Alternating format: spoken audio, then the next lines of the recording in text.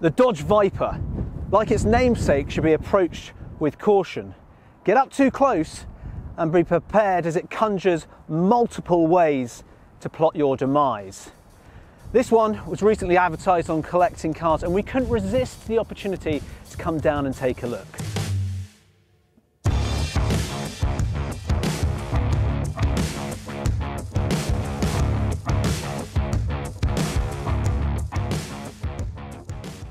The Viper has rather hypnotic features which draw you to it. If you stand back from the car, you can really appreciate its sleek lines. It's got a low slung stance which is accentuated by its long bonnet and shallow roof. The stripes down the car are pure Motown Americana, which hints at the AC Cobras that it's inspired from.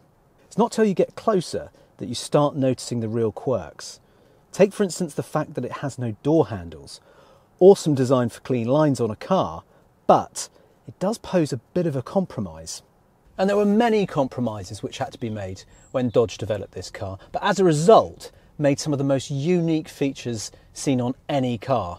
Features like numerous warning stickers telling you of the many ways the car might try and maim or kill you. This one warns you of burning your legs on the exhaust as you get out of the car, and this one here reminds you that should you flip the car over, there is actually no roll bar.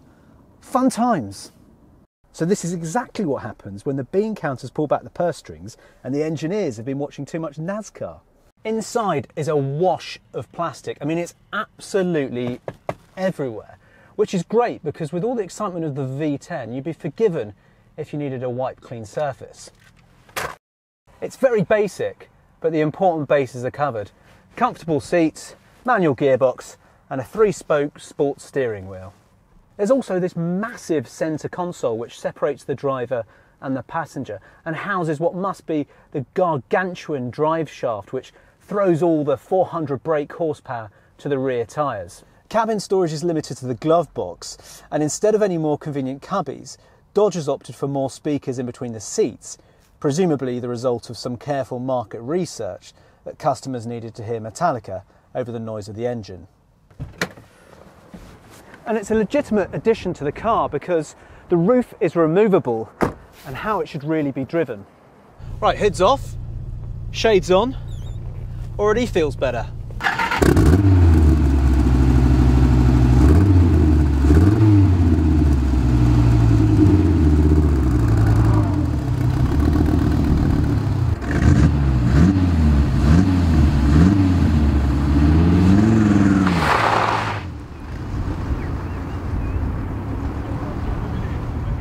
The car looks awesome with the roof on, but when you take it off, it really is a mutt's nuts, isn't it? I mean, it's fantastic. It has a very heavy clutch, which you'd kind of expect of a big beastly car that's come out of Detroit, but it's got so much travel. If you've ever driven a TVR, then you'll know what I mean. You're kind of used to finding that biting point, but when you first get in it, it's quite easy to stall as you pull off. You certainly got to have the confidence to let the clutch out and give it some throttle. Designers really went to town with the whole Viper theme on this car. Not only have you got the scales of a snake on the badge at the front, but you've then got the nostrils and the snout just sort of poking out as you look over here. There's these little vents either side. The other thing you've got to get used to is how far across the pedals are positioned. They are all the way to the left. I mean, your leg's almost out the door. You often hear complaints about the interior of these cars, but you know, when you're driving around in them, you're not focused on what's over here at all. You're looking straight out ahead of you, concentrating on the road, because if you don't, it's going to give you a very, very nasty bite. This is a car that, if it was an American state, it would have to be Las Vegas, because with all the theatre around it, it's exciting, but you also know that there's a dangerous, slightly sinister undertone to it. The only thing is, it's quite a thirsty beast.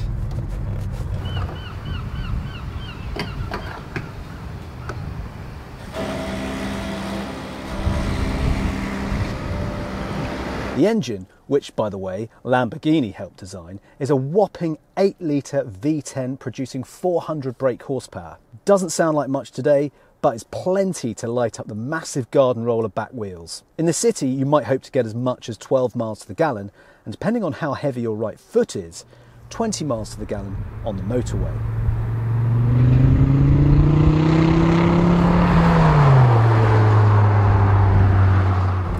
I'm pretty sure fuel economy was the last thing that was on their mind when they made this. The original cars as standard came without any windows. These are actually aftermarket modifications, so you can have some glass here. But the early ones came with these windows in a canvas bag, which you then attached onto the doors. And because there was no handles on the outside, you had to open a zip on the window and then reach in, so there really was no security. Perhaps that wasn't a concern back in the 90s in Detroit, but here today in Chichester, I'm taking no chances, so I'm keeping the windows up. And the madness continues, because when the car was first developed, the seat belts weren't mounted on the inside, they'd actually mounted them on the door frames. So if you had an accident and the door was whipped off, you'd go with it. So this car has obviously had an alteration, or later cars, I think, they then went through rounds of safety checks, and obviously that was one of the things that got pulled up. They said, you know, you can't have a seatbelt which is mounted to the door. Oh shit. You look cool right until the minute you're pootling along and then you stall the engine in a bit of traffic. Imagine driving around in the UK in the 90s in a Dodge Viper. It's a hell of a look, isn't it? This is where the Dodge Viper is perhaps not at its best, and that's when you're trying to creep past some children on some ponies up ahead of you. It's yeah, it's not the most subtle of cars, is it? It's quite noisy, so let's see how we do. And there we have it, a Dodge Viper sneaking past some ponies. When this car came out, it was an absolute sensation, and I'm pleased to report that today it still is. There's just nothing like it. There still isn't. For all its foibles, this is a very, very special car, and I'm so glad it was made. It's just awesome.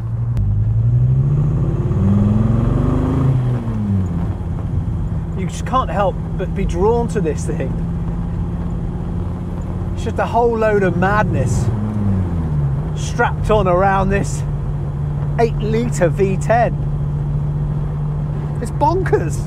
Well, all good things come to an end, and I have to take the Viper back. Like so many others in automotive history, this is a car that probably shouldn't have seen the light of day. Had the accountants of Dodge not been so stingy with the purse strings, the party piece that is the insanity of this car may well have been lost, and perhaps it wouldn't be such an icon that it is today.